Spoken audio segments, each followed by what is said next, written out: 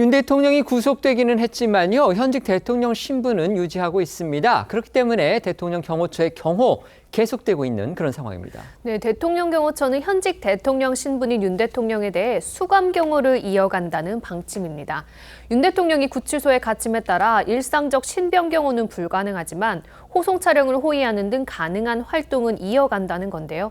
다만 현직 대통령이 구속된 전례가 없어 경호 수준과 방식에 대한 규정은 따로 없는 상황이라 경호처는 사안마다 경호 방식을 교정당국과 협의해야 하는 상황입니다. 앞서 윤 대통령 측이 서울구치소 전체를 경호구역으로 지정해달라고 요구했으나 교정당국이 형집행법상 개호권, 그러니까 재소자들을 관리, 감독할 권리 등을 고려해 이를 받아들이지 않으면서 현재 구치소 담장 밖에선 경호처가, 담장 안에선 교도관들의 관리, 감독 방식으로 경호가 진행되고 있습니다. 어제 서울구치소에서는요, 구속영장이 이제 검찰에 의해서 반려돼서 석방이 된 김성훈 대통령 경호처장 직무대행, 그러니까 경호처 차장이죠. 이 김대행의 모습이 보여서 또 눈길을 끌었습니다. 석방되자마자 또다시 윤 대통령 지키기 업무에 복귀한 겁니다.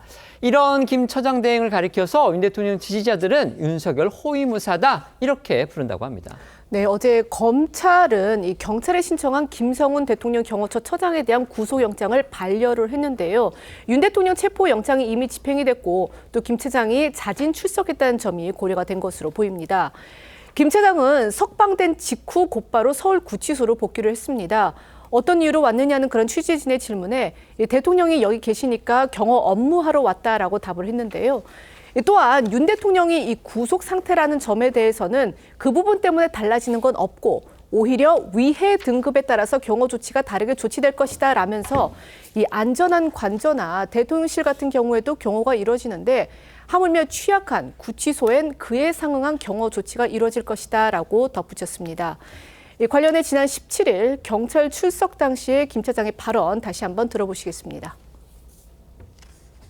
소임을 다하지 못한 사람으로 드릴 말씀이 없습니다. 네. 영장 집행 막았다는 혐의 인정하십니까? 저는 정당한 경호 임무 수행을 한 겁니다. 네, 누구 지시로 관저진이 막았나요? 대통령 지시인가요? 지시가 아닙니다. 법률에 따라 경호 임무 수행을 한 겁니다.